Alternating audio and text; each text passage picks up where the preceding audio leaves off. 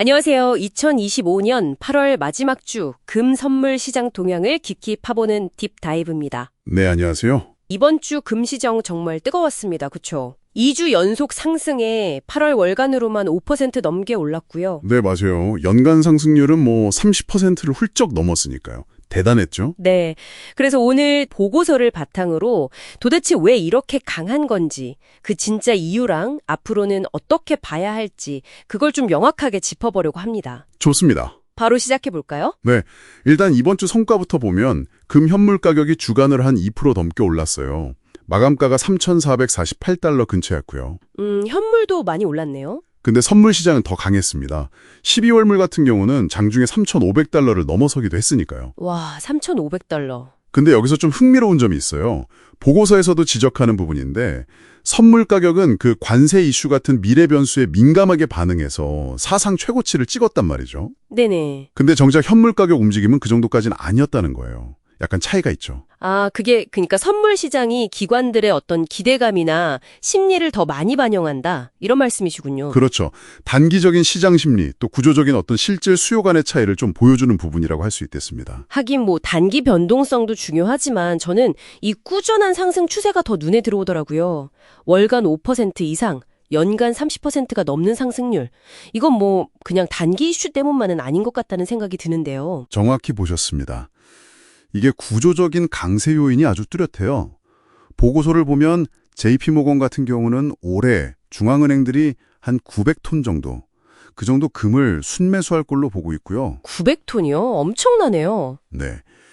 그리고 금 ETF 쪽으로도 자금이 계속 들어오고 있는데 이게 거의 2년 만에 최고 수준에 가깝다고 합니다. ETF 자금 유입도 상당하군요. 그렇죠. 이런 기관들 그리고 중앙은행들의 꾸준한 매수가 아주 강력한 지지 기반이 되고 있는 상황입니다. 그럼 이런 구조적인 매수세 말고 구체적으로 이번 주 상승세를 확 끌어올린 그 동력은 뭐였을까요? 보고서에서 여러 가지를 분석해 주셨던데요. 역시 가장 큰 촉매제는 그 연준의 태도 변화, 그 기대감이었습니다. 아, 잭슨홀 연설이요? 네.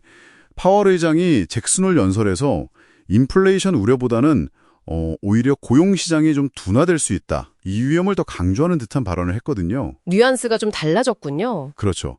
그러면서 시장에서는 9월에 금리 인하할 수도 있겠다. 이런 기대감이 확 커진 거죠. 이게 금 가격 상승에 직접적인 영향을 줬습니다. 금리 인하 기대감, 이게 가장 컸군요. 근데 안전자산 선호 심리를 자극하는 다른 요인들도 계속 있지 않았나요? 물론이죠. 그 러시아 우크라이나 전쟁, 이거 여전히 교착 상태고요. 또 이란 핵 합의 문제로 서방하고 이란 갈등도 다시 좀 불거지는 모습이었어요. 네, 맞아요. 유엔 제재 복원 얘기도 나왔죠. 네, 그런 지정학적 긴장감, 여기에 또 미국 내 정치적인 불확실성도 한몫했습니다.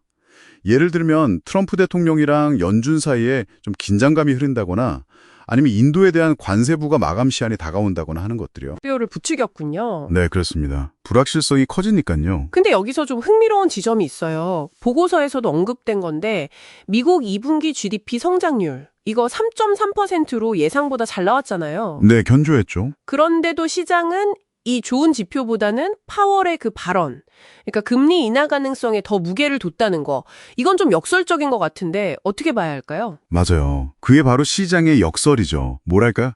현재 경제 지표 자체는 나쁘지 않은데 투자자들은 아니다. 연준이 결국 경기 침체 막으려고 선제적으로 금리를 내릴 거다. 여기에 배팅을 하고 있는 겁니다. 연준의 선제적 조치를 기대하는 거군요. 네. 그리고 또 하나 주목할 만한 현상이 있는데요. 위험회피 자산으로 꼽히는 금이랑 또 위험 선호 자산인 글로벌 주식이 같이 올랐다는 점이에요. 맞아요. 저도 그게 좀 신기했어요. 보통 반대로 움직이지 않나요? 그렇죠. 이건 어쩌면 투자자들의 심리가 좀 분화되고 있다. 이런 신호일 수도 있어요. 그러니까 단기적으로는 경제나 정치 상황 괜찮을 거다. 이렇게 보면서 주식을 사는데 동시에 장기적으로는 어떤 시스템 리스크 같은 것에 대비해서 금도 같이 확보하는 약간 그런 모습인 거죠. 단기 낙관론과 장기 불안감이 공존하는 거군요. 흥미롭네요. 근데 금뿐만 아니라 은, 실버 움직임도 좀 심상치 않다고요? 네, 맞습니다. 은도 주목해야 하는데요. 최근에 은이 미국의 핵심 광물 목록에 포함됐다는 소식이 있었고요. 네, 저도 그 뉴스 봤어요. 그리고 사우디 중앙은행이 은 ETF에 투자를 시작했다는 점, 이것도 굉장히 중요한 변화입니다. 사우디 중앙은행이요? 왜 은에 투자를 하는 거죠? 이게 이제 은이 단순히 귀금속일 뿐 아니라 뭐 예를 들면 녹색 에너지 전환 같은데 꼭 필요한 전략적인 산업 자원으로 점점 더 부상하고 있다는 의미로 해석될 수 있어요. 아, 산업용 수요? 전략적 가치가 커지는 거군요. 그렇죠. 보통 금이랑 은 가격은 같이 움직이는 경향이 높은데 이렇게 은의 전략적인 가치가 부각되는 건 귀금속 전반에는 긍정적인 요인이 될 수 있습니다. 중앙은행들이 자산을 좀 다변화하려는 추세와도 맞물리고요. 그렇군요. 그럼 이제 기술적인 측면에서 좀 볼까요? 현재 상황이랑 앞으로 전망은 어떤가요? 기술적으로 보면요. 단기 이동평균선이라던가 MACD 같은 지표들은 상승 추세를 계속 지지하고 있습니다. 추세는 아직 살아있군요. 네, 다만 그 RSI라는 지표가 70에 가까워지면서 이건 단기적으로 좀 과열됐다, 과매수다 이런 신호를 보내고 있긴 해요. 그래서 조정 가능성도 좀 염두에 둬야 할 것 같습니다. 아, 단기 조정 가능성. 그럼 지지선이랑 저항선은 어느 정도로 보고 계신가요? 현재로서는 위로는 3,450달러에서 3,500달러 사이 이 저항선을 뚫으려는 시도가 계속될 걸로 보이고요. 만약 조정이 온다면 아래로는 한 3,340달러대, 더 밀리면 3,320달러 근처가 지지선 역할을 할 것으로 예상됩니다. 가격대를 잘 봐야겠네요. 기관 투자자들 포지션은 어떻고요? 기관 투자자들은 여전히 매수 우위, 그러니까 롱 포지션을 유지하고 확대하는 추세입니다. 그렇군요. 그럼 뭐 전반적인 전략은 계속 하락할 때 매수한다. 이 관점을 유지하는 게 유효하겠네요. 네, 기본적인 스탠스는 그게 맞을 것 같습니다. 다만 말씀드린 것처럼 단기 조정 가능성도 있고 또 앞으로 발표될 미국 물가 지표, CPI나 고용 보고서 결과에 따라서는 분위기가 확 바뀔 수도 있거든요. 아, 그렇죠. 지표가 예상보다 너무 좋게 나오면 금리나 기대감이 확 꺾일 수도 있으니까요. 맞습니다. 그래서 그 지표 결과들을 아주 주의 깊게 봐야 합니다. 주요 기관들의 전망은 좀 어떤 편인가요?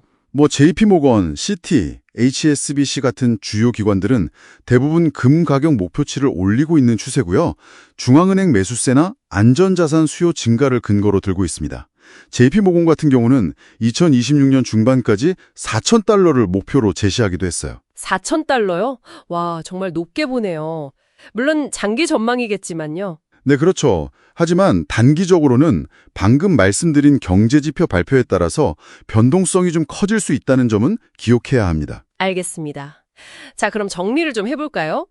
이번 주 금시장 강세는 연준의 완화적인 태도 변화에 대한 기대감, 이게 제일 컸고, 네, 그게 핵심이었죠. 그리고 여전한 지정학적 리스크, 또 미국 내 정치 리스크 같은 불안 요인들, 여기에 중앙은행이나 ETF를 통한 구조적인 매수세까지 이런 것들이 복합적으로 작용한 결과다. 이렇게 볼 수 있겠네요. 맞습니다.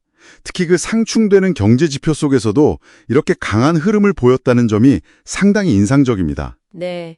그럼 마지막으로 핵심 메시지를 좀 짚어주시죠. 핵심은 이겁니다. 금이 이제 단순히 인플레이션 해지 수단, 이걸 넘어서서 지정학적인 불안정성이나 어떤 시스템 리스크에 대비하는 아주 핵심적인 장기 전략 자산으로 자리를 잡아가고 있다는 점입니다. 장기 전략 자산. 네, 중앙은행들이 꾸준히 금을 사들이는 것, 그리고 아까 말씀드린 은의 전략적 가치가 부상하는 것, 이런 현상들이 바로 이런 구조적인 변화를 아주 잘 보여주는 신호라고 할 수 있겠습니다. 그렇군요. 구조적인 변화의 신호다. 자, 알겠습니다. 자, 오늘 딥다이브 마무리할 시간인데요. 마지막으로 당신이 한번 생각해 볼 만한 질문을 던져봅니다. 중앙은행들이 달러 의존도를 낮추고 금, 심지어 은 같은 귀금속 보유를 늘리는 이런 전략적인 움직임이 점점 더 뚜렷해지고 있잖아요. 네, 그렇죠. 그렇다면 미래 준비자산, 이 개념은 과연 어떻게 바뀔 수 있을까요? 특히 지금처럼 지정학적인 분열이나 탈달러화 흐름 속에서 전통적인 통화 외에 다른 자산들의 역할이 어떻게 진화할지, 그리고 이게 당신의 장기적인 자산 배분에는 또 어떤 의미를 가질 수 있을지 한 번쯤 진지하게 고민해 보는 것도 흥미로울 것 같습니다. 오늘 딥다이브는 여기까지입니다. 감사합니다. 감사합니다.